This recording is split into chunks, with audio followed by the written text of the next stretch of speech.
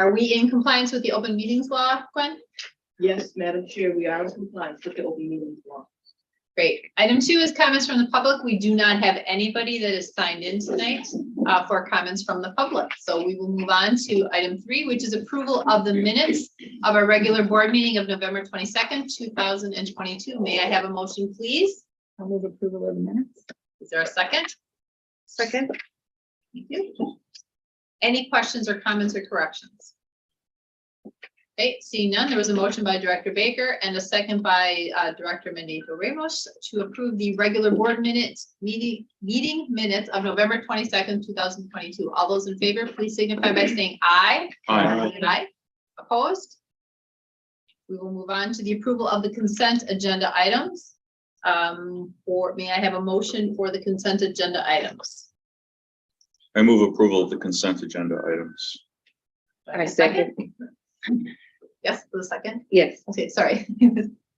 Okay, we have a motion second. Any questions on any of the consent agenda items? Director Baker. Sure. And, as usual, I sort of dig into the HR report.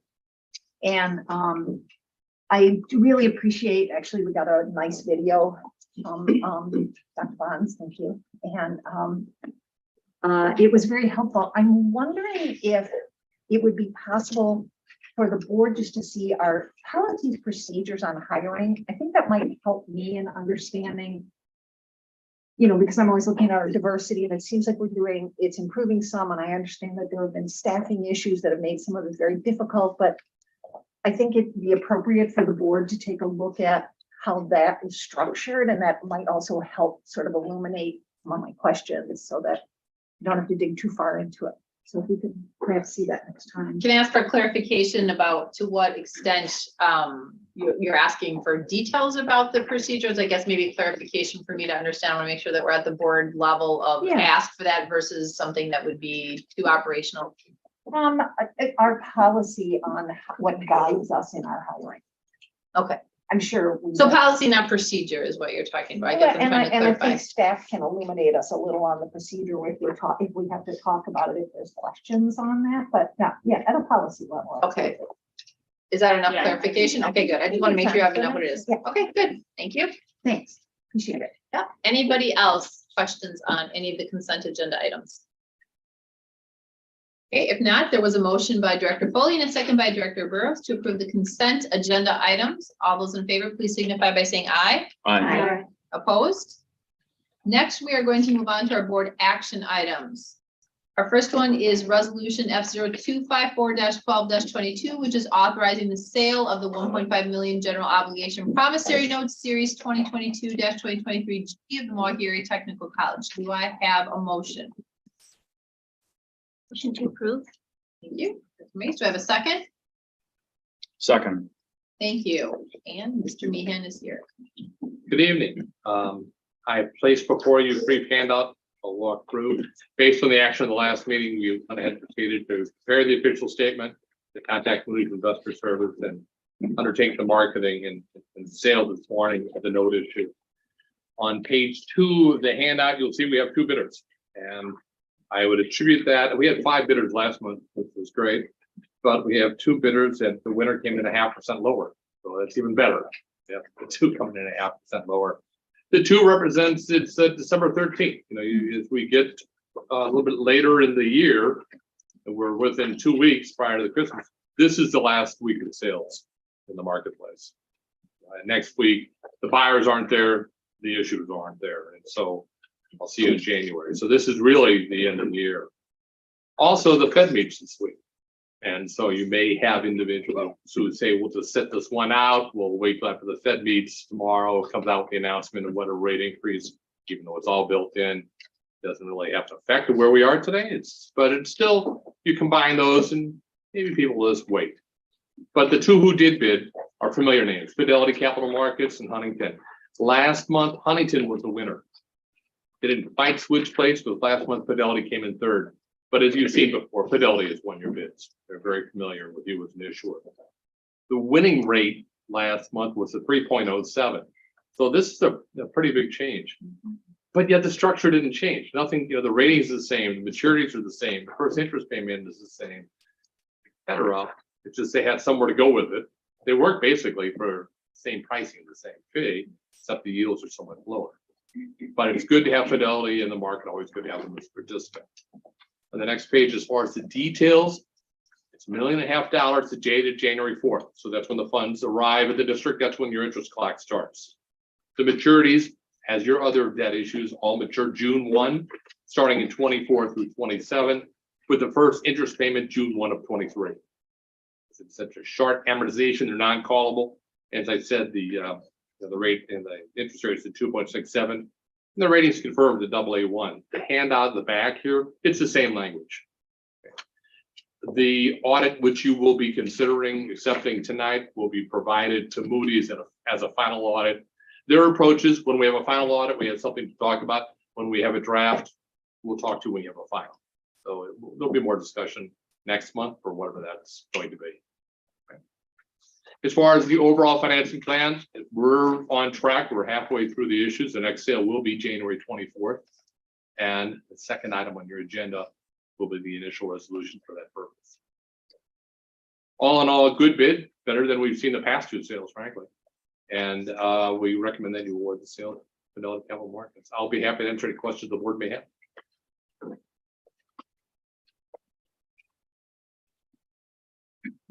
Oh, yes, Oh, Director. thank you, Madam Sure. Chair. I've asked this before and you probably answered it before, but I'll ask it again.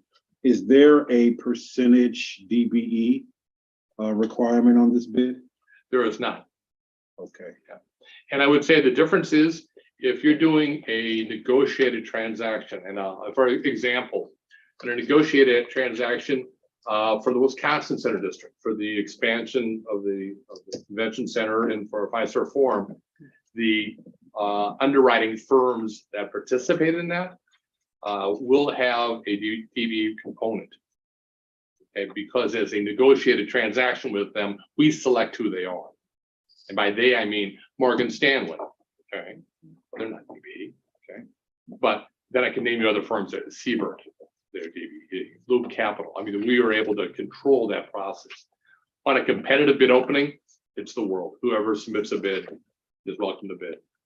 So it's just a math test at that point. Are we not allowed to request or require a DBE? You can request they consider it, but since it's a public bid of it, you can't require them to do it. For those who don't understand alphabet soup, DBE is just the disadvantaged business enterprise. I don't like the phrase disadvantage, which is why I hesitated. But disadvantaged business enterprise, so like non-white folks, women, LGBTQ plus folks, etc. Those types of businesses participating in a bid, maybe underwriting or being an underbid in that regard. And so, and please let me also state that every firm can submit a bid. Right. I mean, so Siebert, which is a woman-owned firm, could have submitted a bid if they wanted to. Loop Capital Markets, which is a minority-owned firm, could have submitted a bid if they wanted to, and it's all a matter of. I would also say at $1.5 million, I don't know that that's something they want to spend time on, frankly. okay, They're working on, I think, bigger issues than a $1.5 million issue. okay. Thank you. Thank you. Well, just Dr. to Baker. follow up- Yeah, just to follow up then, when we put out our one for like 11.5 million, does that one see a more diverse group of bidders? It sees more bidders, but not necessarily a diverse group because, once again, it is a matter of, let me say that on like in the $11.5 million, I'll see a Siebert or a Loop participating when there's another zero. Oh, okay. That there's a bigger, and I could, Ramirez, is a Latino-owned firm. I can go for a whole variety of firms that their focus is such that, there's more money to be made on a bigger pie. So, Thank you. and you know me, I'd love to have as many firms as I can show up and submit bids. If I can add one more thing, Sure. Madam Chair. I think the goal of requiring a percentage DBE is so that we have a diverse pool of applicants and people who are involved in the process. Mhm. And not having one not having that requirement, I think lessens the opportunity that we can get those in. How do we go about being intentional about ensuring that we have as diverse a pool as possible? I would suggest to you that it would probably be to focus on the biggest of the bunch. Because once again, at a 1.5 million doesn't get the attention of firms. Okay. Like you see, I have 2 bidders that is on 1.5 million, 5 last time. That's great. And at that point, it would be to talk about what do we want to do a negotiated transaction where we say to a firm, we'll negotiate with you, but this is the components. These are the requirements. And we serve, but we don't negotiate. We serve as your advisor in that role, but we would know, and I shouldn't say names of firms, I'm picking it, but I just worked on Wisconsin Center District. But if we said like, Morgan Stanley, you're there and you're going to have a co-manager. Your co-manager is going to be the DB. And, these are the options of different firms. Once again, one word zero makes a big difference. Right. Want everybody's attention to it. Exactly. So, Thank Sure. you for your testimony. Thank you, Madam Chair. Any other questions? If not, we had a motion by Director Mace and a second by Director Foley to approve resolution F0254-12-22, authorizing the sale of 1.5 million general obligation promissory notes, series 2022-2023G of the Milwaukee Area Technical College. Glenn, could you please take a roll call vote here? Director Burris, Here. Director Case, Aye. Director Diaz, Director Foley, Aye. Director Mendieta Ramos, Aye. Director Mays, Aye. Director Moore Umakonde, Aye. Director Baker, Aye. Director Olson. Aye. Thank you. Thank you, Ms. Brianne. We are moving on to item B, which then does allow us to authorize in the 2023 calendar year, our first issuance there. Resolution F0255-12-22, authorizing the issuance of 1.5 million general obligation promissory notes, which is series 2022-2023H of the Milwaukee Area Technical College. Do I have a motion? I move approval of the resolution. Thank you. Is there a second? I'll second. Thank you. Any questions or comments on that? Allows us to go out to market. If none, Gwen, could you please take a roll call vote? We had a motion by Director Foley and a second by Director Baker for the resolution F0255-12-22. Director Case, Aye. Director Foley, Aye. Director Mendieta Ramos, Aye. Director Mays, Aye. Director Moore Umakonde, Aye. Director Baker, Aye. Director Burris, Aye. Director Olson. Aye. Thank you. thank you very much. Have a good And Happy holiday. New Year. Thank you. Next item is resolution F0256-12-22 to approve the fiscal year 2021-2022 annual comprehensive financial report. This is a statutory compliance issue, and it does require 2/3 majority of the board, so there needs to be at least 6 yes votes on this. So do I have a motion? I move approval. Thank you. Is there a second? Second. Thank you. So Jeff had sent out, it's a very comprehensive report.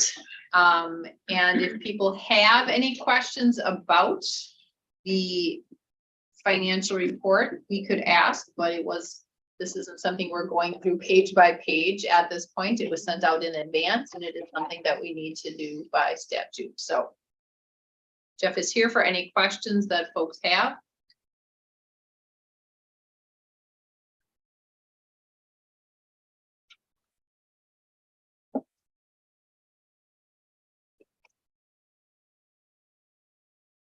I feel like I need to say going twice.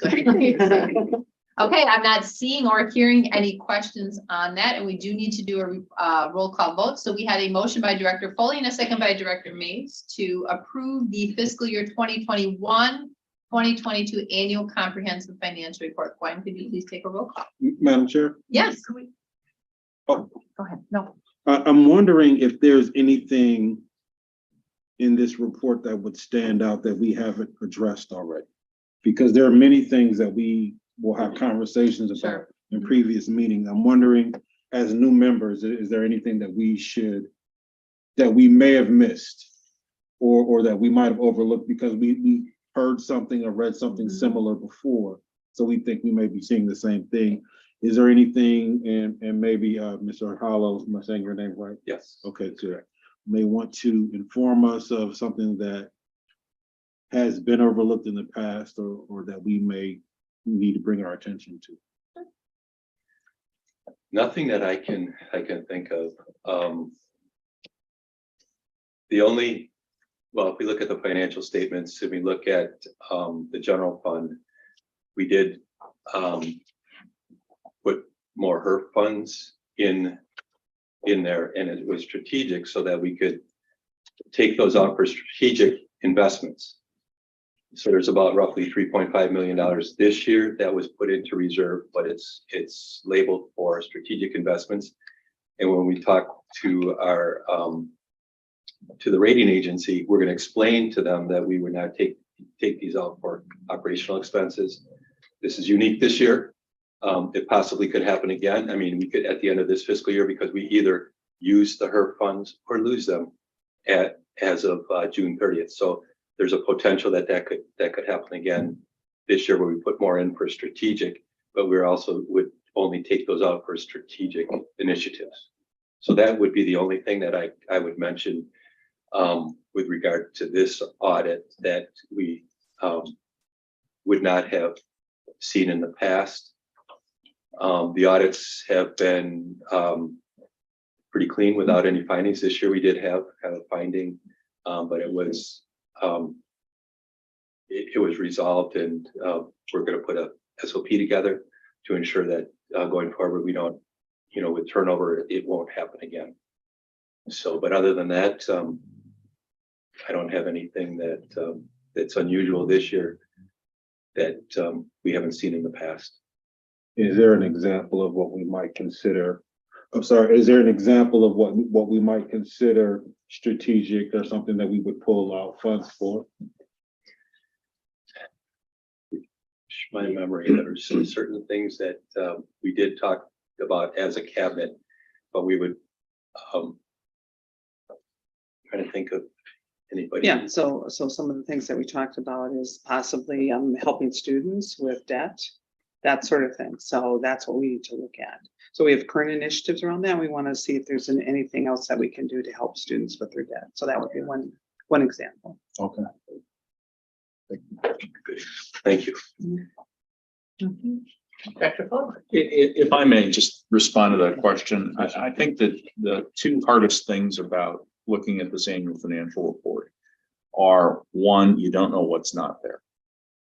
And the second is, the best lessons to my mind are the ones that come from looking at the trend lines. So we've had a big disruption in our marketplace and in our institution over the last couple of years. You see the effects of that here. And I've looked at enough of these now that I think I have a pretty good idea what the trend lines were leading up to this particular report. But my suggestion is that if you really want to get into this, that's the way to do it, is to ask yourself what's not here. That's the tougher question. And then the second is, are the trends in the right direction? Pretty much what you do at the state government level. I think. Right. Yeah. Right. Only I may not be privy to what the trends were before. Yeah. That's why I need folks like you. Thank you, Madam Chair. That's all I have. Sure, yeah, and I think the HERF funds are things that we have talked about and found that we were able to sort of carry those forward by the way that we did that and just were in tune to that, so that was helpful. Any other questions? Not, Gwen, I will let you take a roll call vote, please. Sure. Director Polly, Aye. Director Mendieta Ramos. Aye. Director Mays, Aye. Director Moore Omakonde, Aye. Director Baker, Aye. Director Burris, Aye. Director Case, Aye. Director Olson. Aye. Next resolution is F0257-12-22 to approve the single audit report, and this is per board policy. So do I have a motion? I'll move approval of the motion. Thank you. Do we have a second? Second that. Any comments, questions, or follow-up, Director Baker? So this one, I appreciate all the incredible work that goes into putting all the financial report together. I mean, it's, I feel like taking the first couple of pages of it and saying like, hey, if you want to know what MATC is doing, because it's just very comprehensive. Myself, I also dig into this because it's when you get somebody independent who looks at our financial report and says, hey, are you doing the right thing? You're managing the public's money, you're doing that. And I'm delighted. I watched the little video also, and I'm, delighted that we are doing the right thing and that overall the couple of things that we didn't quite do right were not major, should not affect us. John Meehan's already left the room, but hopefully don't affect our bond rating or anything else. They're all very, relatively minor. But, in the letter that's addressed essentially to us, it says these were things. Okay, and I know you appreciate that. And sometimes that's an issue of changes in staffing or one thing or another. And one of the, and I do apologize because I can't remember if it's this or in the next one, but they do say that in 6 months, the governing body should review. And so I would like to know what our process is for that. And maybe you can speak to whatever you talked about, an SOP for the alphabet soup, a standard operating procedure. Yes. That will help us to make sure we are filing reports in a timely fashion, et cetera. And so if you could address that and how this board will then be able to monitor that. Sure. We have an SOP that's going to be developed for there was a finding related to, we worked with so an actuarial firm determines what our future liability is and our net liability is based on, so we have for other post-employment benefits. We reported, we've had a little bit of turnover and we reported roughly 205 employees that were not really eligible for this, for the benefits. It was, the auditor in their testing, they found that that this was the case. We asked questions, we pulled back the 205 and our liability went down by $8.9 million. So, I mean, going forward, we had turnover. So the individual putting this information together missed, knew that when employees started, but didn't realize that part-time, these were 205 part-time employees who were not eligible for a benefit. So it's all going to be part of an SOP. And then as we, and as the auditors mentioned, 6 months down the road, the board can ask questions, how are we ready to report, because we report this every year, our census data for our other post-employment benefits. And then there's also a couple of things with the single audit that, we're putting into place. We're making sure that we're doing the proper things. And those things are documented. They're put in a standard SOP, standard operating procedure. And sure enough, that's why this, it would be the next one that we talk about, communication to those charged with governance. And that would be, we can probably put it on the agenda and we can positively attest that we are following, we are on track, and we're doing exactly what we're saying we're going to do tonight. So does that answer? It does. And the other issue was the one about the filing of reports, the grant reports. And so that's also one we're going to have a new procedure for. Yes. Okay. Yes. I'm okay with that. As long as I don't have to remember to ask you in 6 Yep, months, yep. we'll put it on. the We'll make, agenda in 6 I months. guarantee you, Okay. Beth is writing it down right now. And is that more related to item E than it is D? I think to It is Director Baker's related. question, Yeah, as far as, it's- no, and I I'm get it sorry, too. I was trying to- Those two to me were also very hard to Mhm. discern which was which. So I just wanted to also make sure when we get to the next one that actually was part of that part. So Okay. I'm good with that too. Yeah. Because it's addressed in the first item. Right. Any other questions or clarifications needed for item D? Okay, this is a voice vote. So we have a motion by Director Baker and a second by Director Mays to approve resolution F0257-12-22 to approve the single audit report. All those in favor signify by saying aye. Aye. Opposed? Okay, is approved. We move on to item E, which is also related, resolution F0258-12-22 to approve the auditor's communication to those charged with governance and management. Do I have a motion? Oh, Okay, have a second? I'll say.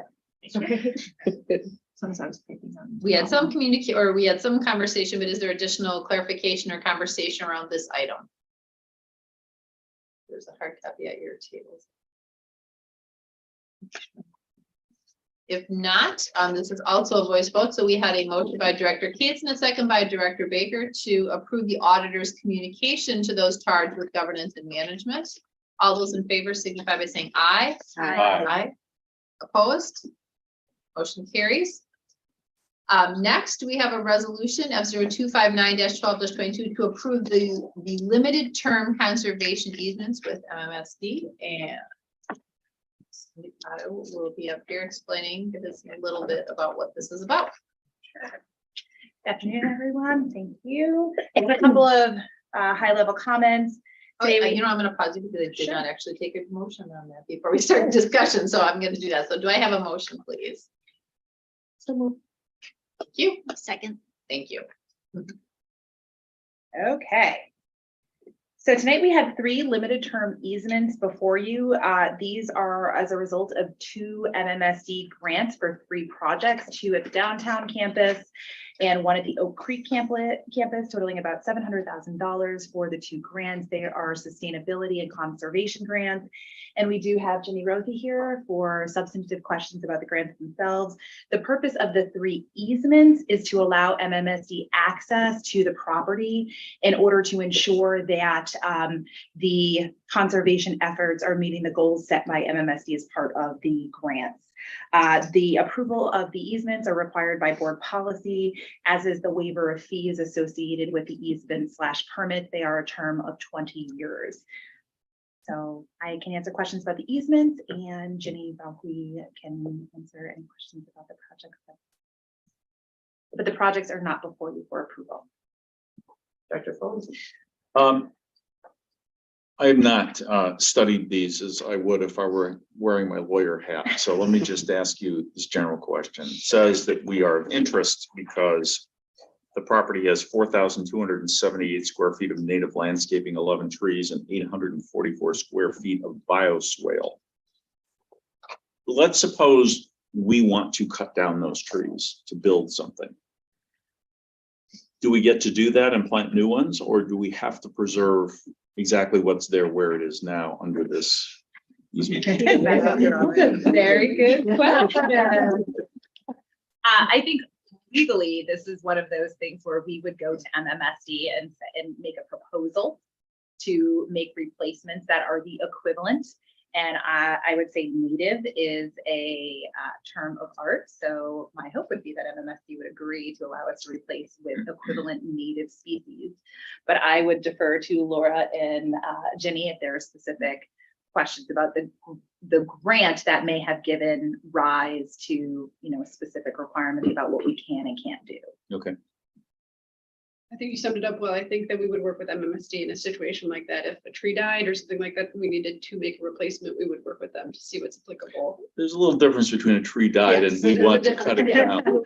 down. Yeah. The intent of it is we have so much storage and water diversion, right? So we're trying to help water, preventing it from just becoming infiltration into MMSD and creating more pollution, right? So we have, you know, the bioswale, we have, for instance, the rain garden, and at Oak Creek, we have these collection detention facilities to help prevent them from being overwhelmed when we have a big rain. So as long as we're still meeting that intent to hold that same amount of gallons, I think they would work with us if we had to make changes to the property. We certainly can reach out to MMSD and ask that question. That's a good one. Okay, thank you. Dr. Baker. Okay, he started it. Do we manage these projects? We do. I mean, so the sedum roof and all that, we will manage. Correct. Yes. Can this, is this something that our students can?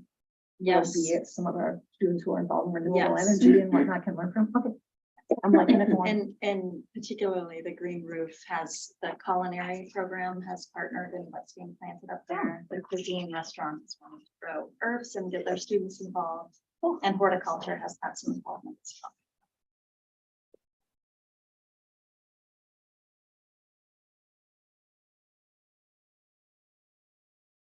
well. Questions? Okay. We do have a motion by Director Mendoza Ramos and a second by Director Mace to approve resolution F0259-12-22, which approves the limited term conservation easements. This is a voice vote, so all those in favor signify by saying aye. Aye. Opposed? Motion carries. Thank you all. And that ends our action items for tonight. We're ready to move on to reports. So first is chairperson's report, which is me. So on behalf of all of the board, our sincere congratulations to approximately 850 2022 winter commencement graduates who will be going through commencement this upcoming Sunday at Fiserv across the street on December 18th. So I look forward to, as many of the board members do, seeing you in that ceremony. It's always one of my favorite parts of this role on the board. So congratulations. And if you are unable to attend that, you can also view that on channel 10 on Saturday, January 7th. If you are going and want a replay of it, you can watch it on January 7th.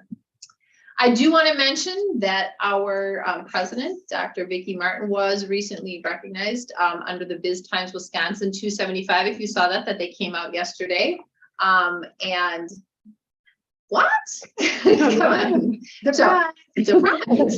She was. And in fact, I looked at that and I thought it was interesting because if you want to know Dr. Martin's favorite book or her first job and all of that, it's all in there. So I'm going to share a little bit of that. If you haven't, so congratulations under the category of nonprofits and education. So I'll share a few things and then we will give you a round of applause as it is well deserved. So the quick bio that it does there is that Vicki Martin leads the Milwaukee Area Technical College, the state's largest technical college with more than 25,000 students in recent years. Martin has overseen the launch and expansion of the MATC Promise, a public-private partnership that provides free tuition to eligible students. Martin is also on the steering committee of the Higher Education Regional Alliance, the collaborative representing Southeastern Wisconsin's colleges and universities. So I'm not going to give you, it's going to be a spoiler alert. I'm not going to tell you all of her favorites because you should go on and read it. But her first job is very important. She was a work-study job in high school as part of their program, and she was the first female to participate in it in the secretarial science program. So it goes way back, and you get a little bit of her history here and her passion, which she's reigniting lately too. So I'm going to leave that. I'm not going to tell you what it is, but she started going back into that. So congratulations. I think a round of applause.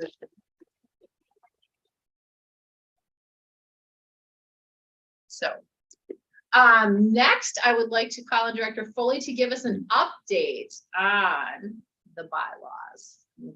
The DBA. Yeah, the most single exciting topic on the agenda. Yeah. So the status is that what I hope to be the last draft was delivered to the bylaws committee last Friday.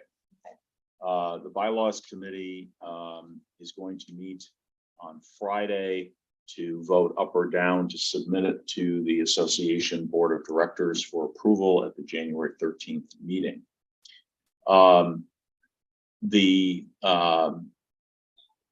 There's only one issue, and only if I may just put that on the table and see if anybody has any input on this. It's a little technical, it's a little crazy. This is a nonprofit corporation. It means it does not have shareholders, but it can have members.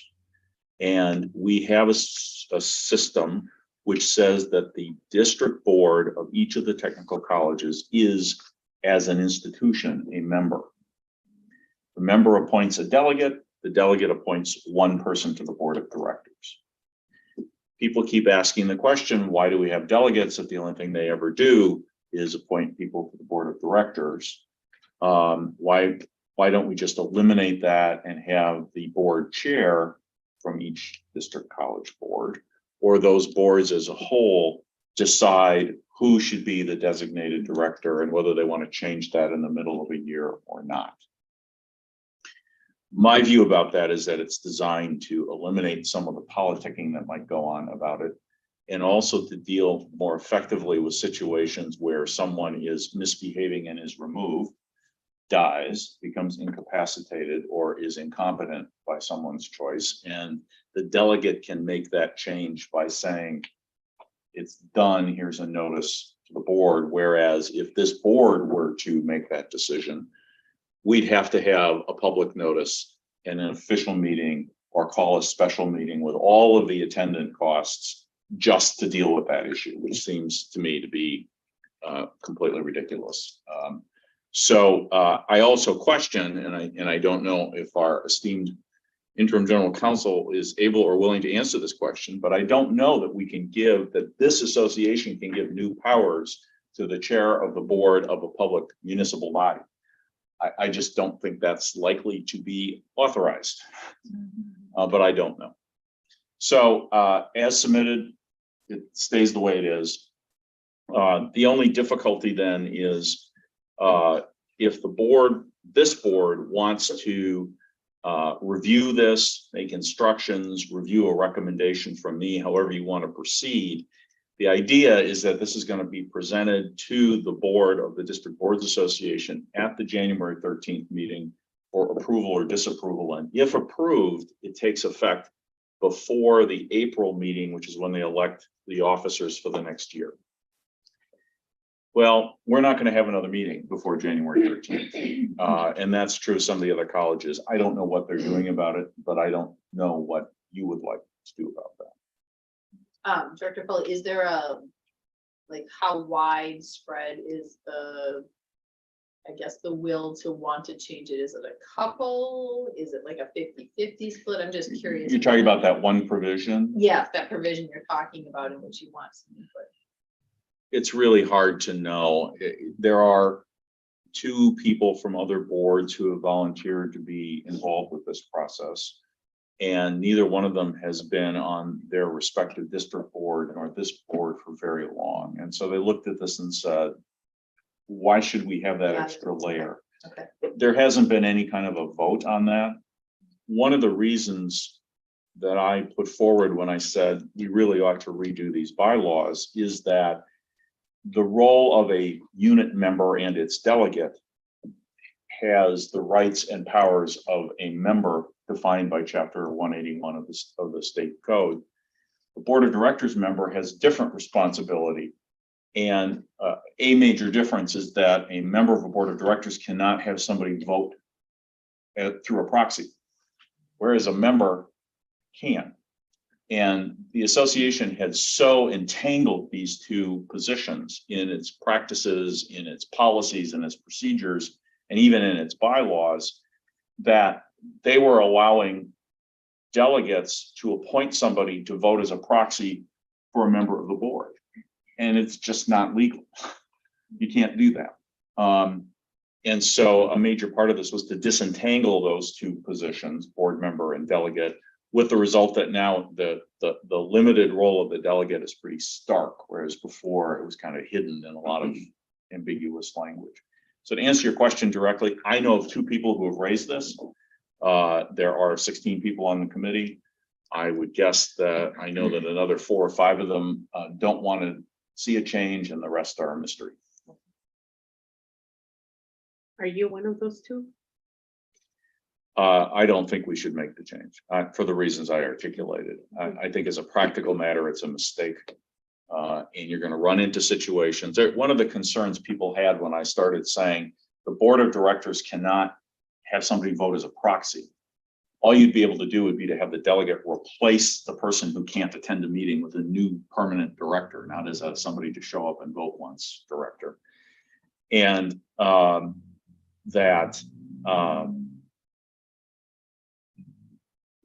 that started raising the question in my mind of, well, when has this power ever been invoked? And the answer is not in anyone's memory.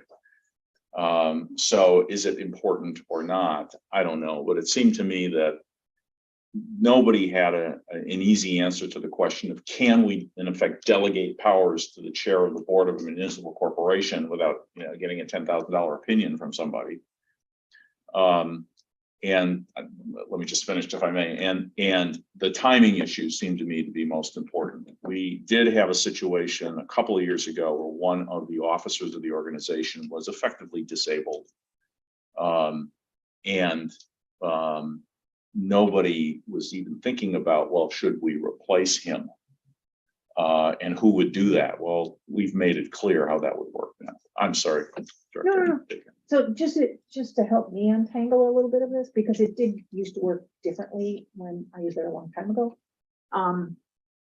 So the Boards Association is a private organization. It's not governed by Correct. Statute 180, correct? Well, those are two different questions. Okay. It's a non-stock corporation. Right. Which is governed by Chapter 181. Okay. And exists only pursuant to Chapter 181, but it is not a municipal body. It is not a municipal, correct? It's not a government agency. It's not a Although government it's agency. A private organization that public officials belong to, and therein sometimes lies some of the difficulty. And to be, whatever, transparent on it. Back in the day, people used to proxy, it was actually, the benefit to this may seem a bit mysterious, but it was who gets to travel to a meeting. That was part of the, it's sort of like, why was it a deal to like be on the board of directors? You get to be there an extra day, or you get to, whatever. And now the question is, can we get you to send somebody? Exactly. Yeah. Exactly. Be virtual. Right. Right. So it was, that was sort of, and so it was a much looser vehicle where it was mostly a volunteer activity where people said, oh, yeah, sure, I'll serve on the board. And usually the board, the local board, had input in that because that person was representing your interests there. And so it was seen as more of your responsibility than that organization's responsibility. That said, to me, it's kind of what makes that organization happy now, rather than its history. Especially since it's a history no one can remember. Yeah, that's interesting because there's a couple people who are still there, but okay. Yes. Any questions? Does anyone want to see these again? No, I'm shocked. We have eminent trust in If you. we may talk offline.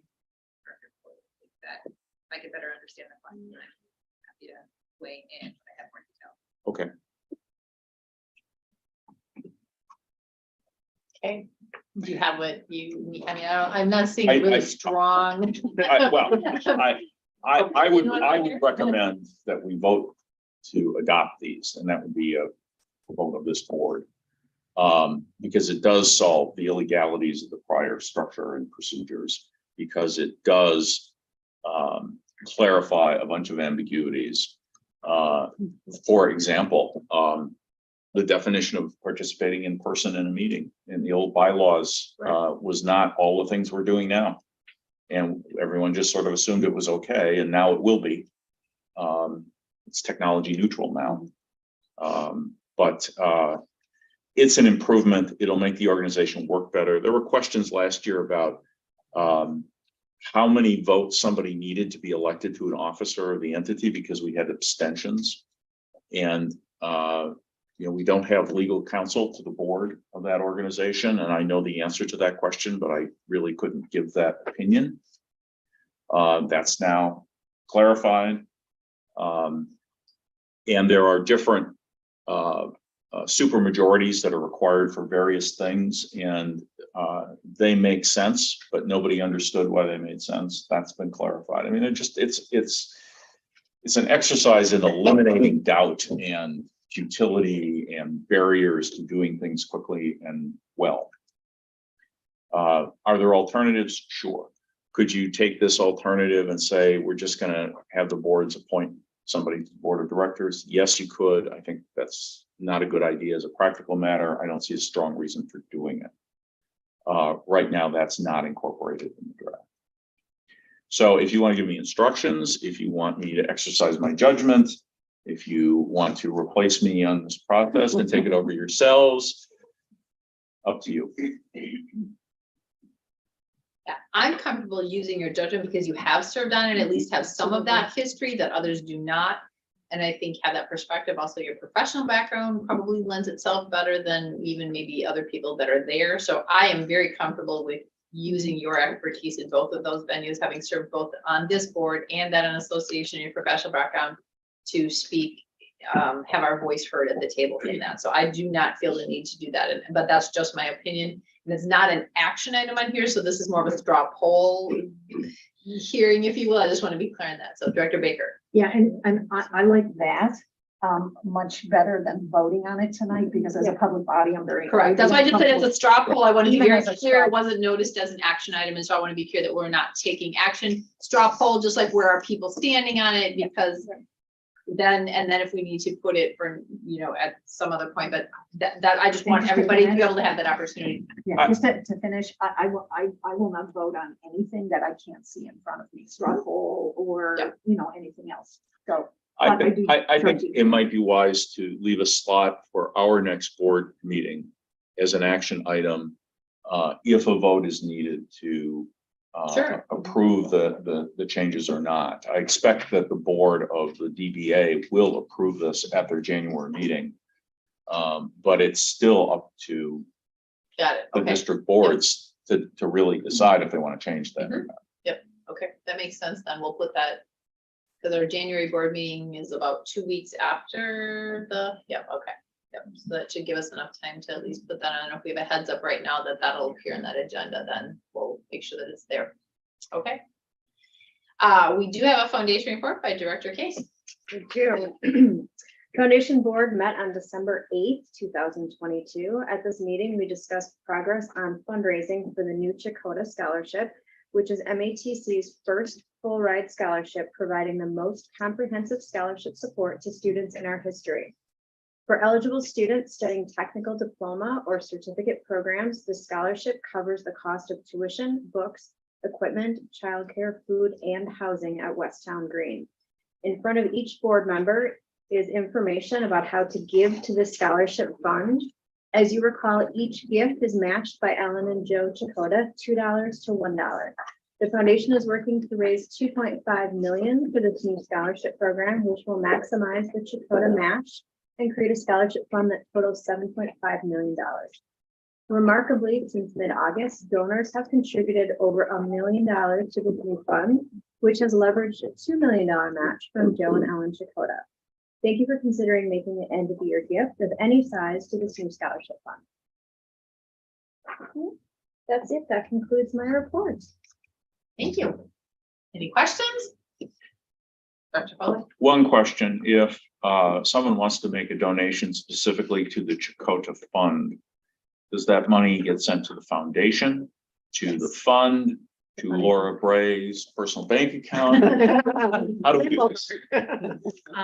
If you want to do it online, Yeah. it is a. it's I'm a thinking drop-down. about If it's- trust clients, for example. Sure, absolutely. I could send you the information. Please do that. Let's do that. Thank you very much for thinking. Next, we'll move on to the president's report. Okay, well, good evening, Chair Olson, board members, faculty, staff, community members. I don't think there are any students here tonight. I think all of you know that food insecurity is an issue for our students. It was for me as a student, and I'm sure you know that it is for many of our students as well.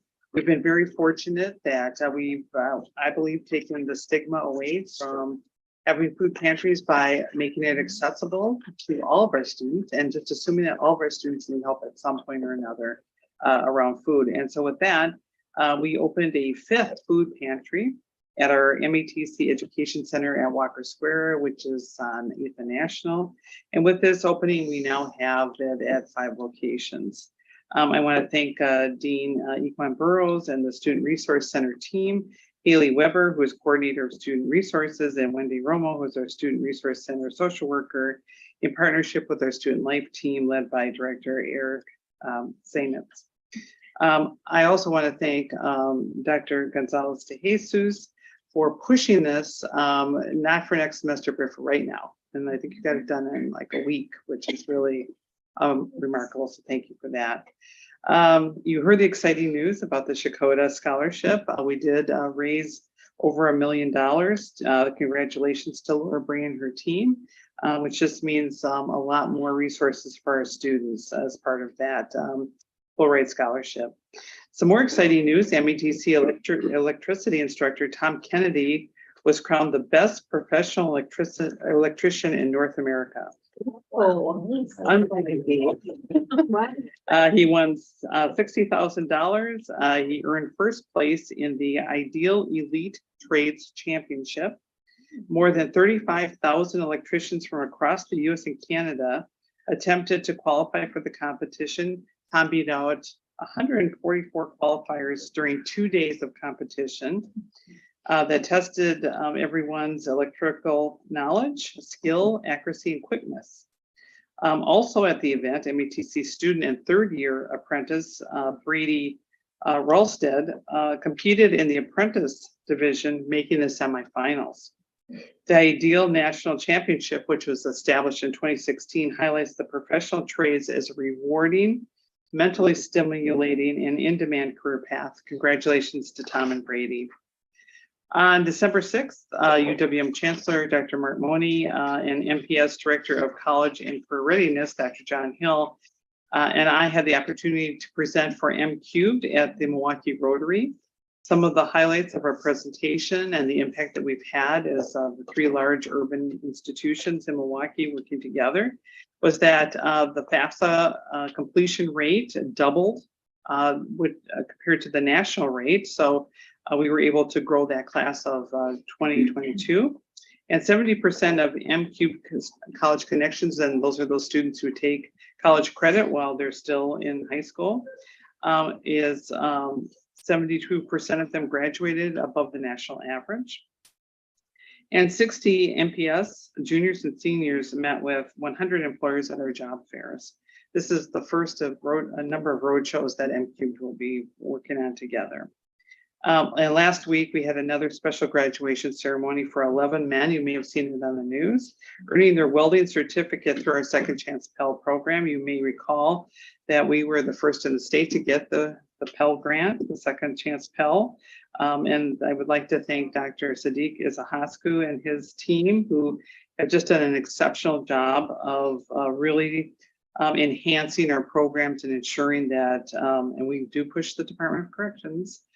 There are quite a few folks on the wait list, but we do push to get more and more students to be able to take advantage of this program. And since 2017, when this program started, we've had approximately 100 individuals graduate from our program. And I have to tell you, they're in high demand by employers. You also heard from our chair that graduation will be held on December 18th.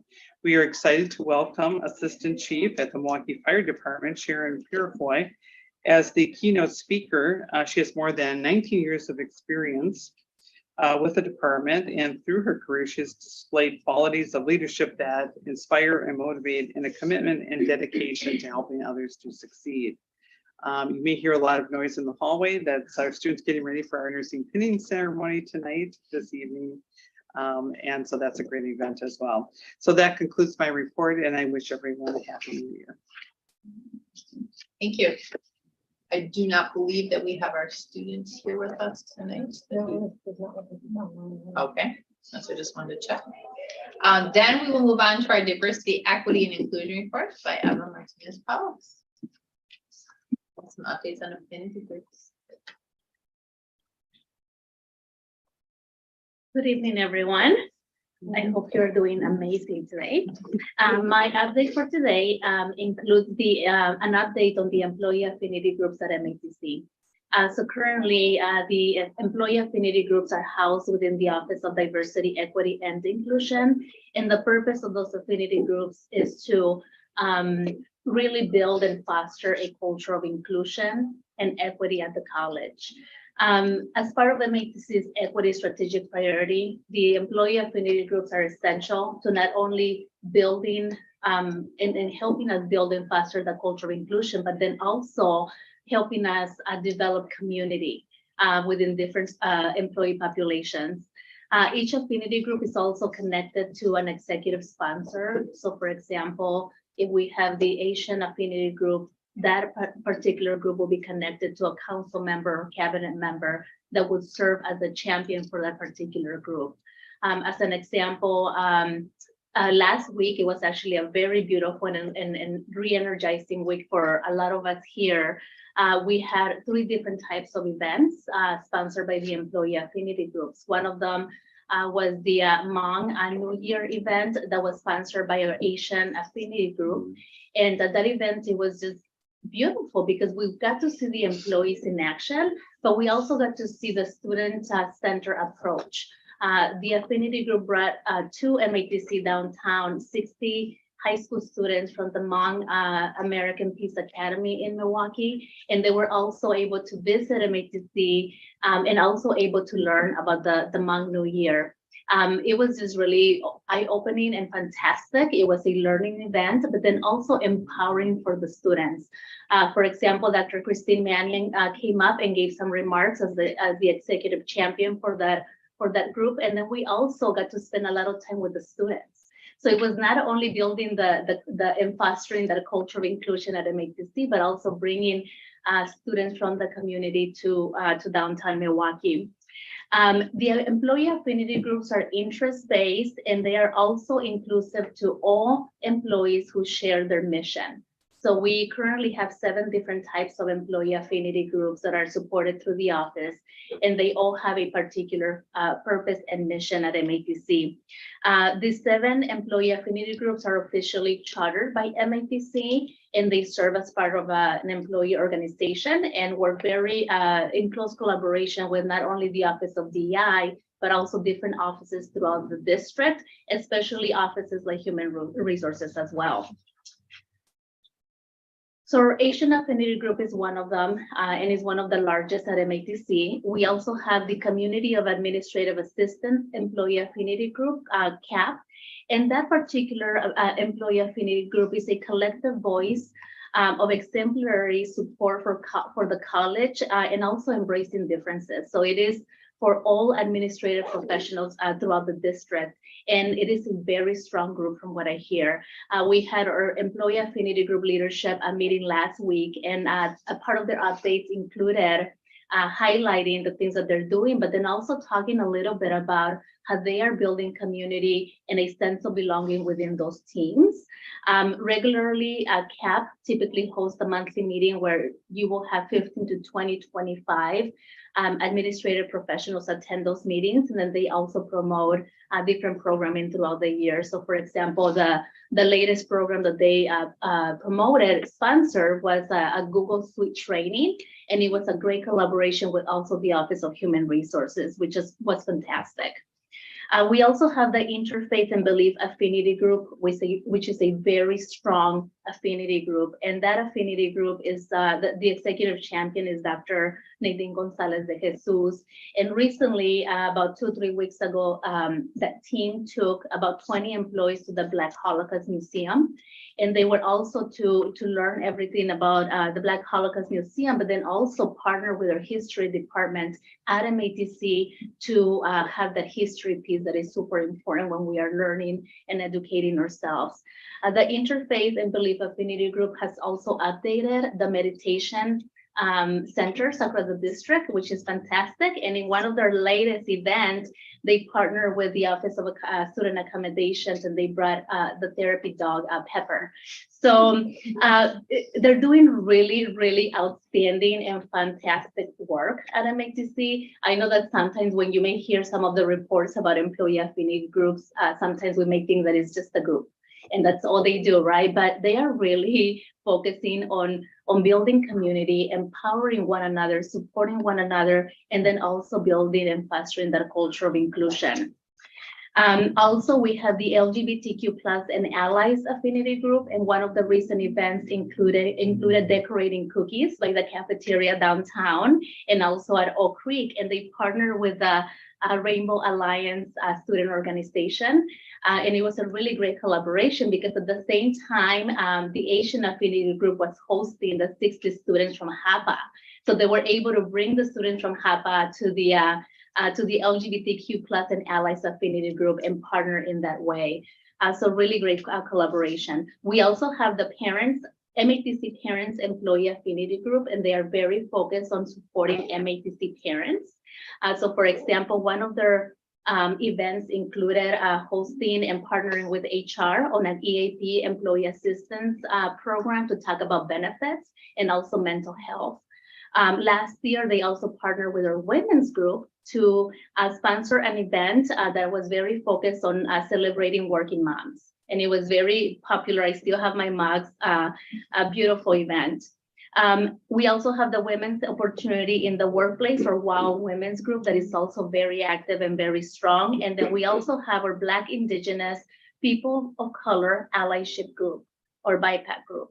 So we have 7 groups at MATC, and they are housed within the Office of DEI. And they continue to sponsor events, they continue to support and build community. But in the midst of all of that too, when issues do come up or arise, they feel very comfortable talking to me about those issues and talking to their executive champions as well, and ways to find resolution and ways to sort them through navigating some of those issues.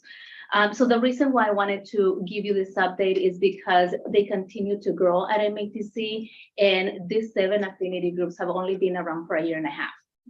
And what I talked to them about in the last leadership meeting was, let's think about what this is going to look like in 5 and 10 years at MATC, right? And I think that they continue to develop, and we continue to provide those educational tools and equip them with the tools to be able to be leaders at our institution. That's all I have for you. Thank you so much for your attention, and I'm happy to answer any questions. Dr. Foley. I think this is great. I think it's really great. I was going to ask a question. You've answered it in part when you said that the 2 groups were in the building simultaneously and got together. I'm hoping that if you're looking at this to be in existence in 5 years or 10 years or forever, that one thing we encourage is that kind of group interaction, and maybe even something once a year where they all get together and can see what each other was doing. I worry, I know there is the need for the affinity groups, but I worry that it can be separating rather than joining. Absolutely. I agree with you. And twice per year, we bring them all together. So our last leadership meeting was last week, and we spent an hour giving updates and ways to collaborate. One huge support for all the affinity groups has been the DI committee in terms of funding and providing resources, but we are building it, and that's one of our continued goals, that they are really working together in collaboration to create awareness within their particular affinity groups, but then also throughout the district. So that is one of our goals, to continue to collaborate. So thank you. Yes. What you talked about, the trip to the American Black Holocaust Museum, is there a relationship that is forming that will go beyond, where there is a formal or even semi-formal relationship with the college? Yes. So for example, that was the Interfaith and Belief Group's first attempt to go out into the community. They've been pretty internal. But one of the focuses of the affinity groups is to also be in the community and form those connections. So that way we are bringing connections and to MATC and vice versa. So there's a meal that is going to take place within that affinity group, I believe next week, and they are going to be talking about next steps. So that way it is not just a one-time event, but there's actually intentional collaboration and intentional engagement. Okay, thanks. Thank you. I was just going to So follow up on that piece. Yeah, just a comment on that. The executive director at the Black Holocaust Museum is a former MATC board member, and I know has deep love for the college, for Davis. Thank you. Yes, I was just going to say the same thing and follow it up with, and so when he became director, we reached out. Had reached out before, I had contacted that organization, said we would like to have an exhibit on campus. And so Dr. Davis said, of course, that he would be interested in that. And so he's just waiting for COVID to kind of get further along and for their facility to get up and running. So we're still hoping to have the exhibit here on campus. Yes, absolutely. Any other questions or comments? Thank you very much. That Thank was you. exciting. Thank you. Very thorough update. Yeah. Next, we have our enrollment report by Dr. Adam. Slides were provided in advance for this, but there will be a few updates. Good evening, everyone. We did provide you information in advance on where we were with enrollment, and we provided the demographic breakdowns that you had requested. I just want to go over briefly where we're at right now. As of today, for spring, we're at 2,056 FTEs. And when we look at that, and the board met about 2-3 weeks ago, we were at 1,723. So in a matter of those 2 or 3 weeks, we have increased by 233. We do expect more increasing, of course, with the semester ending Saturday. We're expecting many of our students to now register for the next semester, because one thing they wait on is to receive their grades for this semester before they actually register for their next classes. We have several retention efforts that we are working on to get our students re-enrolled. And one thing that we're looking at is our stop outs. Our students that have been here, especially right before COVID, and they didn't come back, we're looking at those students and making outreach to those students to get them to come back. And another group that we're looking at are our students that are within like 0 to 6 credits of completion. That's all they need to complete. So we're doing special reach outs to those students, letting them know, you know what, one more semester and you're complete. So those are just a couple of the special groups that we're looking at. And we are pretty much, we're about 20% away from our full year goal of 8,300 FTEs. So we do expect quite a bit more movement before the next board meeting. Any specific questions anyone has? Right. Right. Thank you. Thank you. It's been a short time since our last one and a little bit longer, and we will be in that time frame of the semester starting. So next is the Milwaukee PBS General Manager's Report, and we have Dan Broderick. Good afternoon, Chair Olson, MATC board members, and Dr. Martin. We're currently in the final week of our December pledge drive, and the results so far are promising. At the beginning of this week, we had so far raised a total of $185,547 from just over 1,100 donors. It's roughly about $160 per donor. On Tuesday, November 29th, we were live in the studio for the first time since the pandemic began. We aired John Gerda's People of the Port, a Jones Island documentary, and we also aired one of his earlier documentaries from 2015, Milwaukee, A City Built on Water. With just 5 pledge breaks that evening during about 2.5 hours, viewers of Milwaukee PBS came through with membership pledges totaling $24,000. Also interesting to note is broadcasts of these 2 programs were the #1 and #2 pledge programs on any PBS station in the country that evening, based on the overnight Nielsen ratings for metered markets. November 29th, as you know, was also Giving Tuesday. And I'm pleased to announce that on Giving Tuesday, we had donors choosing to provide their gifts to Milwaukee PBS to just over $35,500. Over the past 9 years, Milwaukee PBS has averaged about $394,000 as a fundraising total for the month of November. However, this past month, our development department has raised $635,864. This is the highest total for a November in the past 10 years. The annual television and video production student-produced Letters to Santa will air on both channels 10 and 36 the week of December 19th. The series will air Monday through Thursday at 2:30 on channel 10 and 6:30 on channel 36. All the programs will also be on channel 10 on Friday, the 23rd of December, beginning at 12:30, and another marathon again on Saturday, December 24th, beginning at 8:30 a.m. As the chair previously mentioned, the MATC winter commencement will be aired on Saturday, January 7th at 10 a.m. on channel 10. Dan Mueller, our Chief Development Officer, has been in discussions with Create Pathway Dean Michael Setti about a possible anniversary exhibit to celebrate the legacy of Milwaukee PBS's 65 years of broadcasting. The exhibit, currently in the early planning stages, is expected to take place in the MATC Art Gallery from May 30th to August 25th. And more information to come as planning for that gets underway.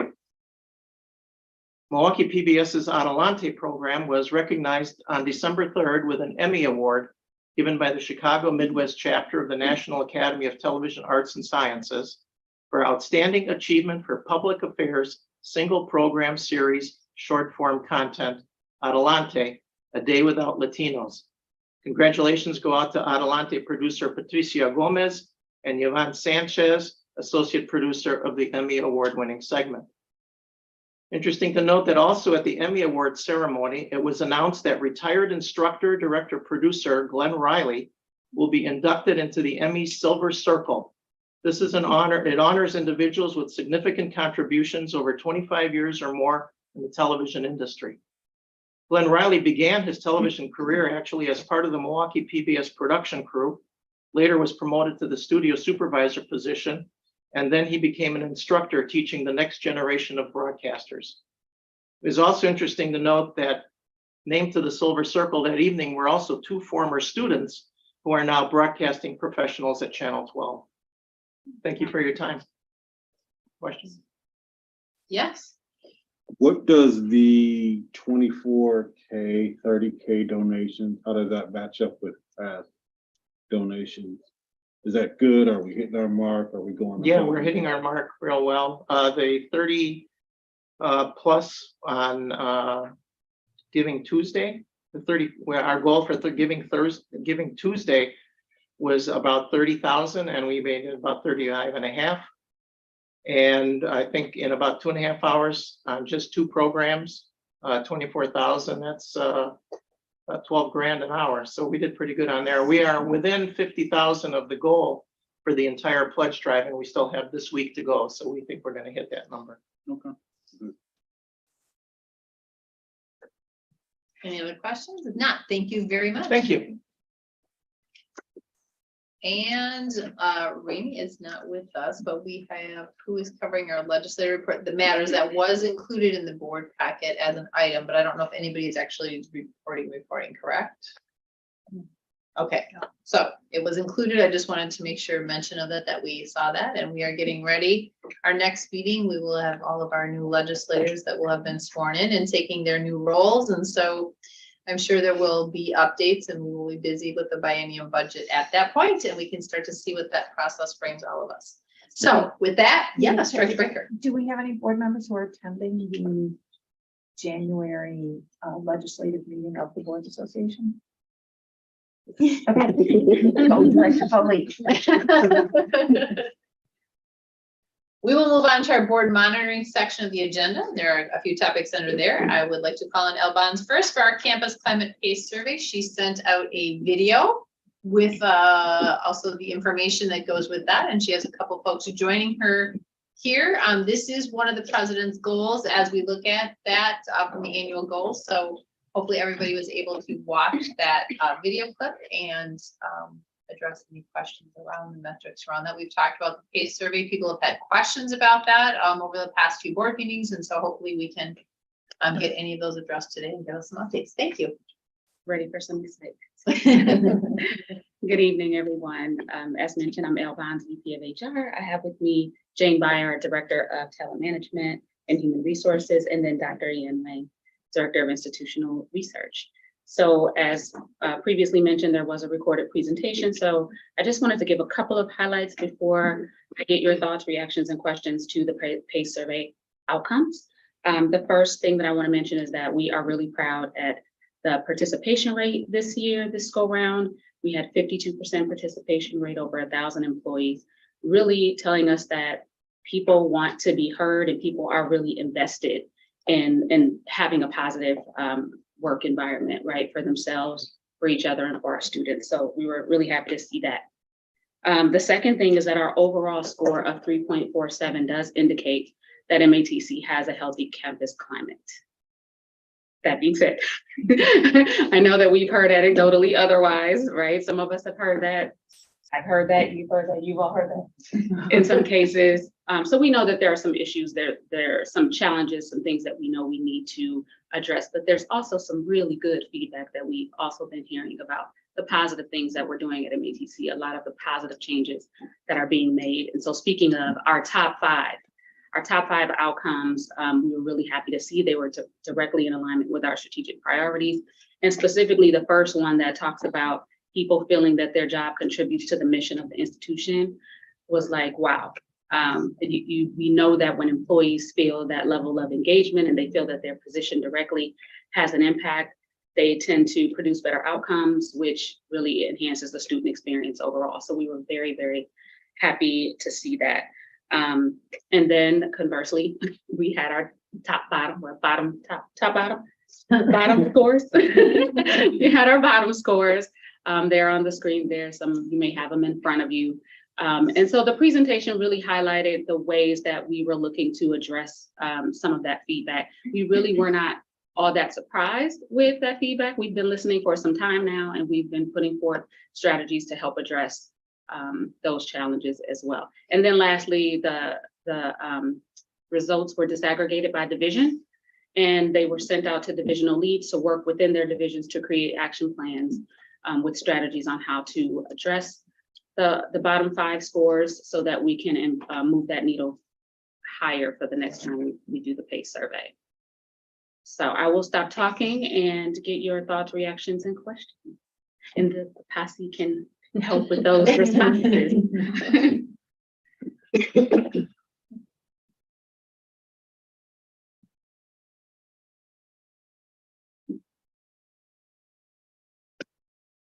Yeah. So which is going to do. I have a question for the chair, and that is that you are the member of this board who most often says that you really love data. I do. So I'd like to hear what your insights are about this. Yeah, I appreciated, because sometimes it's hard to make data simplistic enough to understand. So I appreciated the ability to take, as you call your top five and bottom five, or however you want to call it. So I appreciated that. I also appreciated the comment about delineated by department, and then having those divisions or departments determine how alike or dissimilar are we in the rankings within our division as compared to the organization, and how much do we contribute from that. So I appreciated that. That was very helpful and insightful. My other life, we're doing a very parallel, and that is really where the employees take ownership then, because they can compare, like, how does our division compare? And I do think that it allows that anecdotal information. I think that's where you start to get ownership of the employees, by looking at anecdotally, I'm hearing that, but the data is telling me this. And so how do we as employees own that? So I appreciated the process and the simplicity of what was there.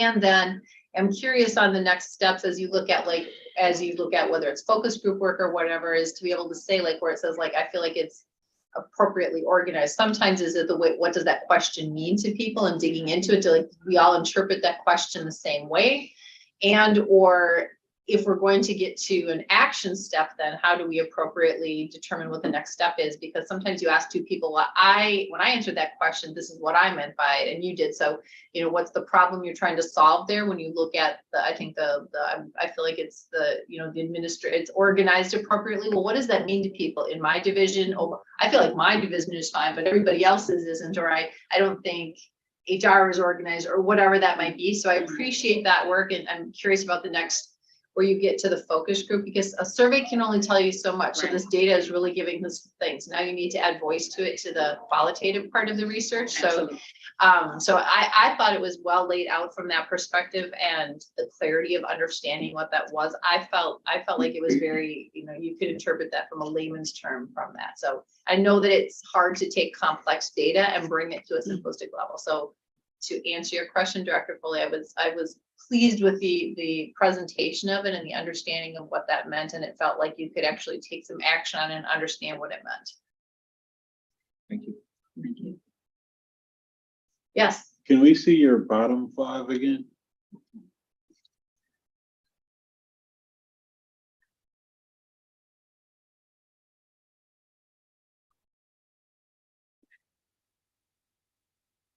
Okay, so when it says I'm able to appropriately influence the direction of this institution, you're asking this of employees of the college? Yes, And at all levels. okay, and appropriately influence the direction of this institution. What does that look like? Dr. Martin has I'd like to share with you what some employees said. Sure. So at MATC Day, we brought folks together in teams, and one brave little group came over and joined me and said, well, we'll answer some of these, because what we did is we set it up where people would say, what does this really mean to me? And how am I interpreting this? And so what they said was, oh, so if we're responsible for this, then what we need to do is communicate better with the folks that we're interacting with to help students. So they were from the Student Resource Center. And what they said is, oh, well, what we could do is we don't have this one piece where we actually talk to this other department like we should, because we just send students over there. But what if we just had it in our own department with them, where we could just do it right on our software system that we have, that we just install, which we call Navigator, which is part of our Moonshot for Equity. And so they started talking about how they could do it. And while I sat there, they actually set up a meeting with that other group. They said, and then what we're going to do is we're going to go beyond this, and we're going to bring it up to our supervisor so that they can help and support this, and so that it can happen with these other departments and areas. And we just figured out a new grant that we could get. While we were sitting there, they're looking up grants. They're like, here's a grant we could apply for and actually help students even more. So I think what was so great about this activity was that the employees, as you just said, Charleston, was that they actually took ownership for it at the right level. It's like, we can do a lot, but we've been kind of sitting back waiting for someone to think of these things. But now that we're sitting here, we've got all kinds of strategies that we can deploy, like today. And they did it. I have to say, I was really very impressed with our employees and just how quickly they took to the exercise and how they took action immediately. And I think that's what we're really looking for here, to really demonstrate leadership at all levels of the institution and show responsibility and accountability for the actions they actually can take. Have you seen any inappropriate influence that we need to identify? I didn't that day. I saw very positive. Okay. I didn't see anything that I could really report out. Anyone? Yeah. Okay. Thank you. That's all I have, Madam Chair. Okay, good.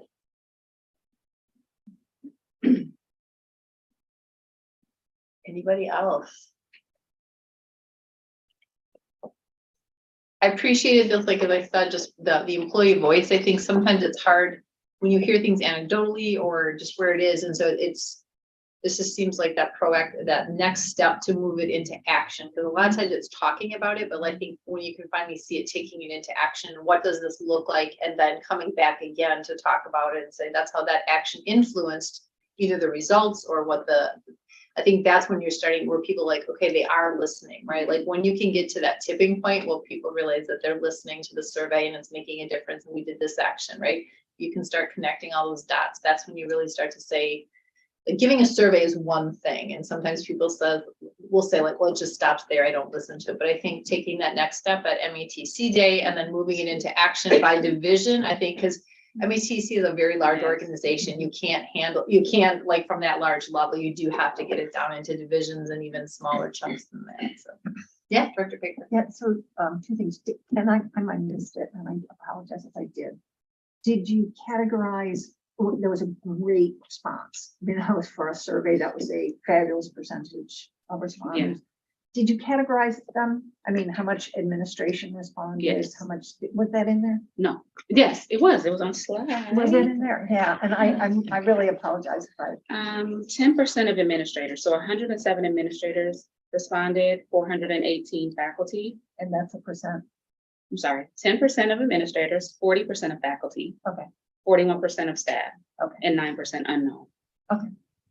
That is helpful to know, because the balance of the negative, sort of the things for us to work on, were pointing at administrative things, and the most people who were talking were not administrators. Right. So Good it's, point. Right. you know what I mean? So it tells you something about, and it could be things are happening and people aren't connected to Sure. them, and that's a little bit, I think, of what you heard. Or it could be that they're feeling that things are you know, that they have problems administratively around them or whatever it is, but thank you. Yeah. That's right. Anybody else? If not, thank you all. Thank you. Thank you for giving that as information in advance. I think it helps process a little bit, so we're not getting it for the first time here and can think through that. Speaking about a lot of information, information technology, multi-year plan, David Rowe is here. Good evening, Chair Olson, board members, President Martin. As introduced, I'm David Rowe, the Chief Information Officer at MATC, and I'm here to and happy to answer any questions you may have on the IT multi plan that was provided with the materials. Just a brief synopsis of the plan. It seeks to accomplish a few things. First and foremost, to ensure IT activities are aligned with the President's goals and our Transformation 2025 initiatives. It also seeks to outline the IT story, the service we provide, the structure we have, the roles we provide in student success. And from that point, a continuation of really outlining what I call a digital transformation, a continuation of our journey to reflect the current challenges facing our education, how we deliver services to students, and ensuring their continued success. And so from that point, I'd be very happy to answer any questions you may have about the plan and its contents. Yes. I've got a few questions. Excellent. Not sure if I'm pronouncing this right. Is it Aleutian? Is that Solution, yes, sir.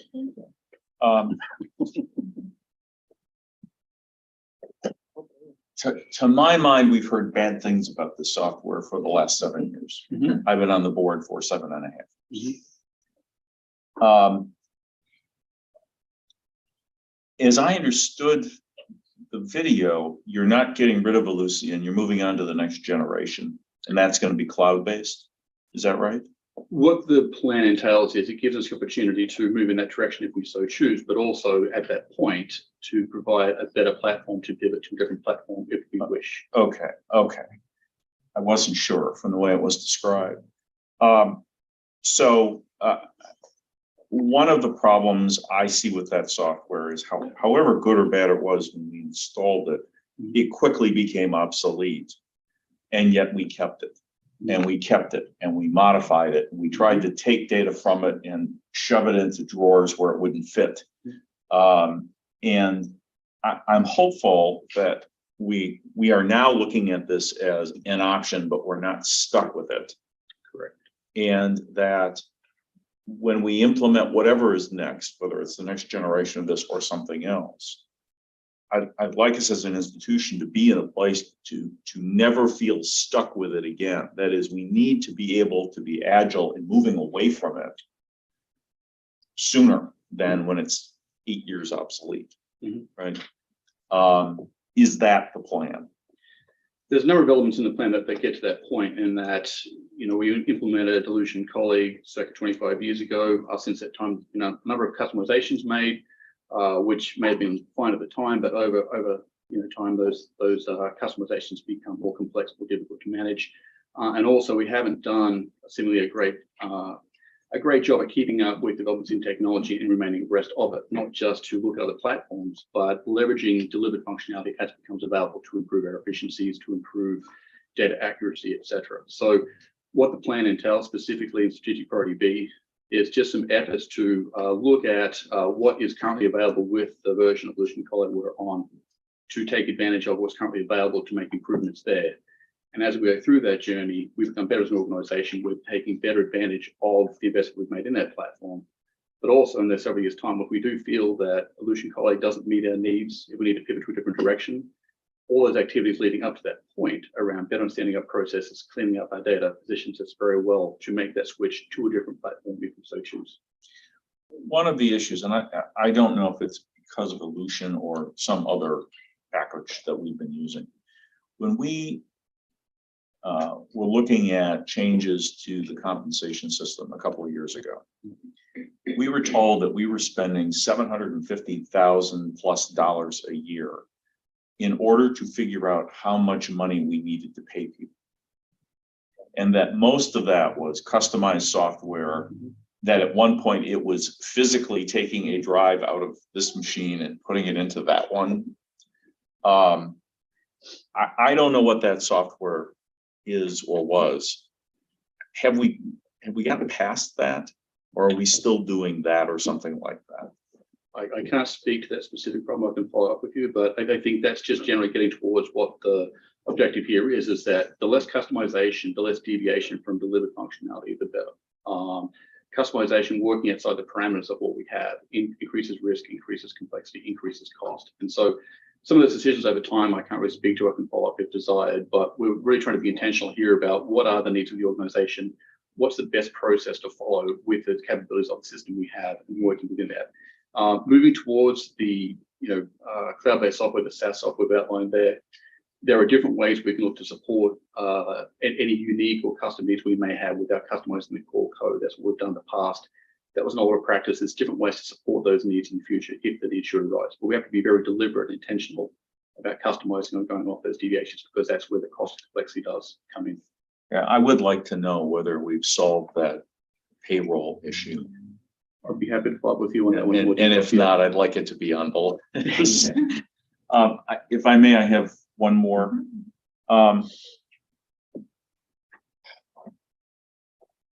When we started into the pandemic, I was hopeful that MATC was going to be best positioned among educational institutions in Milwaukee, maybe the whole state, to figure out the best ways to make remote participation as successful as in-classroom participation is. And unless something's happened in the last 6 months that I don't know about, we aren't there. I can say I've been disappointed over the previous 2 years at the difficulties we've had, even with this setup in this room, and making it work. And it still has a major problem, which we haven't addressed, or two. And I don't know how many classrooms we can honestly say are set up now so that if somebody needs to participate remotely, just flip the switch and it works and it's fine and it's meaningful and it's successful. Mm-hmm. I didn't see a discussion of that if it's there, I didn't recognize it as that in the report that you gave us. Is that a priority for the IT department? On a number of levels, yes. I think a couple of examples I'd call out. We have, I believe, strategic priority. The initiative D4 speaks to instructional technology. That's the technology in the classroom. So depending on the modality you're looking, students online, students in the classroom. We have a capability today in a vast number of classrooms, but it is not standardized. A lot of it was reactionary based on the pandemic and immediate need. We can support those, but we're trying to be intentional again at rationalizing that technology, getting it to a consistent standard where it's easy to support, but also more importantly, from an instructor standpoint, you've got consistent technology in the classroom. So it doesn't matter where you're going, not trying to navigate different setups and different pieces.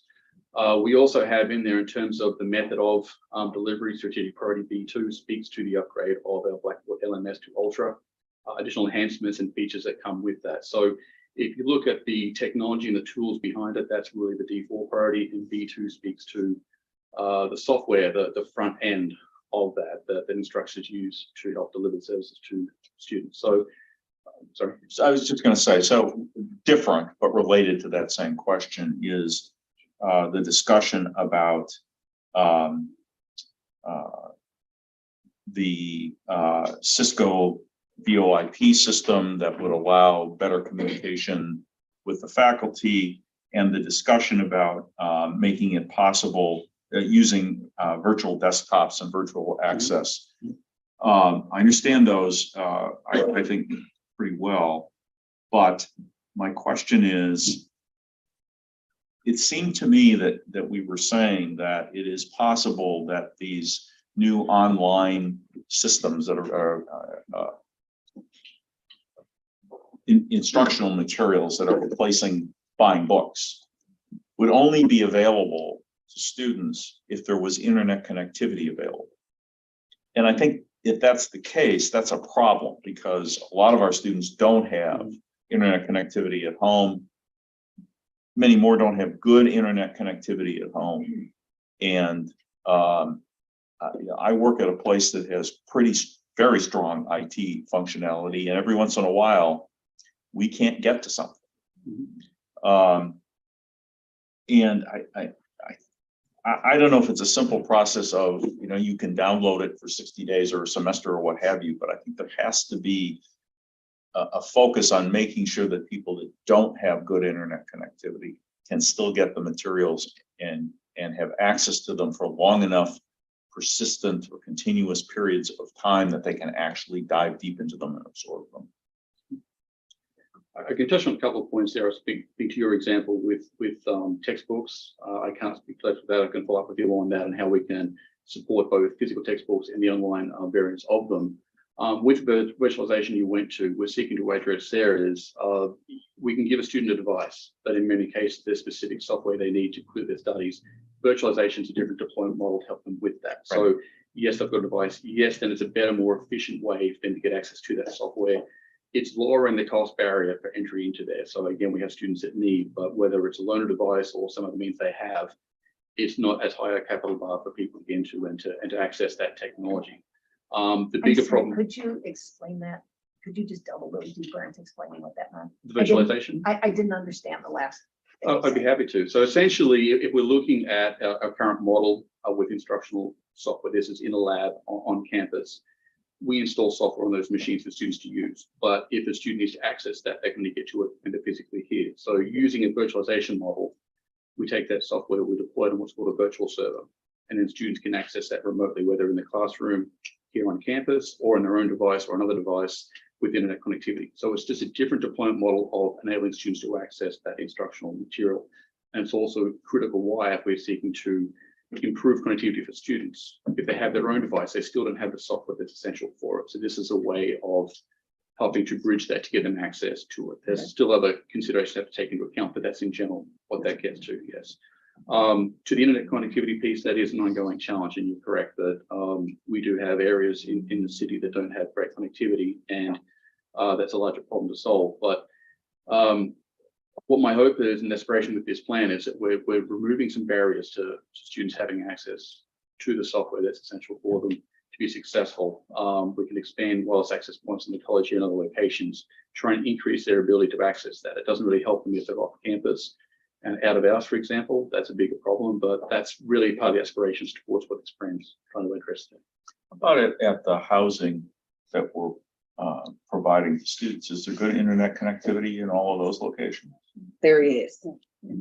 A small number. Yeah, but it's an obvious one. It's there. Thank you. So, yeah, so I'd love to follow up, and because the plan was like super interesting, and I'm a little bit of a technology freak, so I wouldn't mind us hearing more about this more often. Because some of the things I also found very general, specific in terms of this piece of technology or whatever, but what specifically on priority E, digitization, process improvement, what that's going to mean. It was, we talked about we're going to do it, but I don't exactly know what that specifically means. So I'm assuming we'll hear more about that as we go along. But I'm wondering on this item, I'm going to guess yes, but are we partnering with the Milwaukee Public Schools, who I know also has a big effort on this to try and get connectivity to like more families? Is this like an area that we can do collaborative work with? Yes. Because our students tend to be parents of Milwaukee Public Schools children. Yes, that is something we're looking at throughout the whole city. So MPS has UWM has an absolute need as well for their students. Yeah. So we've been trying to work together. We're trying to work with the state.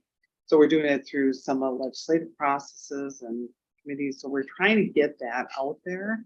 And people who could speak to that are not here tonight, like Ramy, who knows that we have been talking about this for years now, of trying to get some grants or some sort of support for this sort of thing from the state, federally. So this has been an ongoing need that we are very much aware of and been working with our folks on. So yes. And I know that Dr. Mark Money in particular has been leading this with the UW system, and we're trying to also work with him through our M-Cubed initiative. bringing this up on a regular basis. Takes a lot of funding. A lot less than $6.5 billion, I would guess. I'm with you 100% on that. I agree. So I believe they answered most of my questions with theirs. But didn't we have something that we asked to be put on the agenda about the student hotspots and laptops? I think we got a report out. There was a report out about the student laptops and how that was, so that specifically on that part of it was, I don't remember the. I think, Yeah, we Director did Case talk- asked for data, Yeah, right? we And did that, talk that's ab- kind of what we got. But Yeah, the question was more around what you just talked about, where the legislation was and what was happening in that, because we've heard about it for years, that we've all been trying to make access, especially with COVID. There's tons of students of all levels that are challenged with that, and areas of the state that just plain don't have access to it. So that was the update that I had requested previously. Yeah. So maybe Rainey can speak Give to us it when she's. here next updated on meeting. what's transpired, what are possibilities. So I guess my question or follow-up question will be, do we have something in the interim that we plan to do to I think that's what we ensure? sent out. That is what Yeah, we that, sent I out. think that was in that plan, maybe I'm not right. No, It I was- don't recall. No. Yeah, it was about helping our students to get Yeah. access. Yes, that was part, that was. Yeah, what that the was in that said. report that was sent out. That's why I didn't know, like, the legislative piece, which I think Director Baker is your larger piece of MPSA and Right, everything is more of a legislative, like, because that's, we're talking some massive infusion of that, but directly with MATC students, I think it was in that report. Maybe you can refresh that or look at that and see, but I do think with, you know. So maybe we could just talk about what it is then. 'cause Yeah, I can't remember. So I Yeah, would it's try to say bring it up really quick. hotspots or. Right, so, I've been using my own hotspot on my phone, so, Right. so I think it's built into some of the devices, but we have actually put a plan together and maybe Dr. Salas de Jesus, you would like to speak to it because your people put the whole program together And and I'm what we're sorry, trying, we need to get it funded. So that's the other piece of where, how we're gonna get this thing funded. Absolutely. Thank you so Sure. much. Hi. So at this point, we've worked on a short-term plan and also a long-term plan. The long-term plan is really going to span over 2 to 3 years to ensure that we can create a sustainability plan. That of course entails us working with our foundation, making sure that we have the funding that we need to continue to serve our students through hotspots, laptops. We want to also ensure that the technology that students need for their classes is available within the cloud. So instead of having to download the software, they'll be able to go to the cloud and get that from home. Another tool that we're looking at is expanding OER. So the idea is that our students will be able to have access to textbooks all the way from sciences to mathematics to anything that they need, with the intention of ensuring that our students don't have to spend any more money out of pocket. So if it is included within the class that the students are going to sign up, it's going to be of low cost or no cost at all to the student. So we're quite excited about what the future holds for our students. For this next term, we've already ordered our laptops, and we also have ordered our hotspots. I just saw the order a few days ago, so I'm excited that it is on its way. And we're working with the IT team to ensure that it is in place by next term.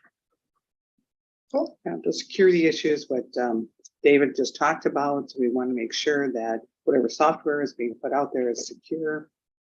It's the same thing for all students, and that's why he's proposing what he's proposing in here. And so we want to also make sure that every program tells us exactly what is needed in terms of equipment, any software that they need, those sorts of things. So we have a greater understanding, and the student knows up front. Correct. Thank you so much. That what Beth did send that out on November 22nd that talked about the number of hotspots and the number of laptops and how many we returned of hotspots and what that plan is. So I think it's just part of that. If people want to reference some more numbers or data around that. Yeah, I was able to pull it up, but in this, I kind of read it as if it was just the data and not that it was something that would be continued. Okay. So the numbers I'm seeing that will, I mean, it's showing what was previously done, so is that. Well, I think under the Different. next steps where they talked about. Yeah, two where it says the phases. short term and the long term. With $200,000 with the Chrome, like on the next, there's like a detail of how many Chromebooks and hotspots and.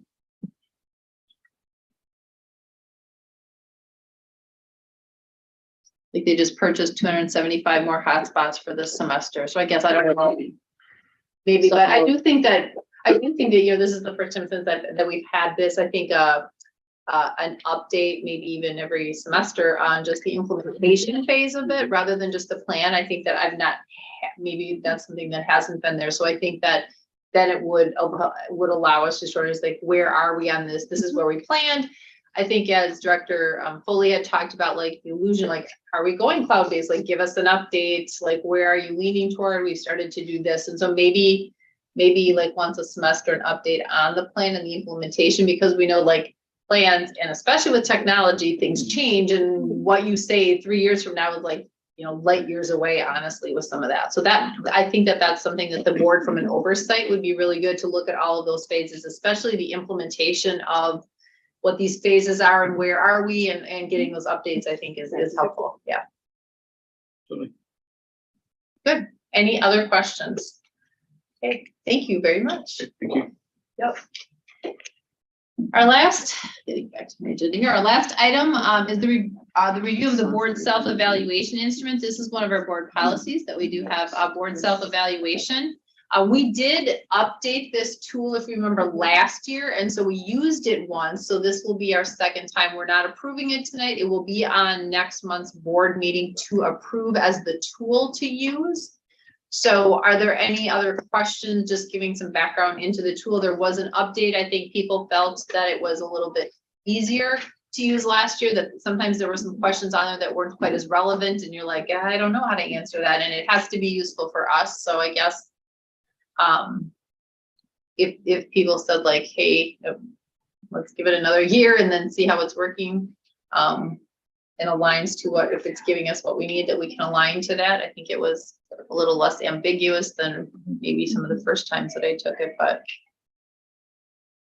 So it will be on a future board, our next board meeting to approve. So just as an FYI, it was just an opportunity for conversation and our own board monitoring per board policy. I'm not seeing any questions on that, so we are ready to move on to new business. Is there any new business?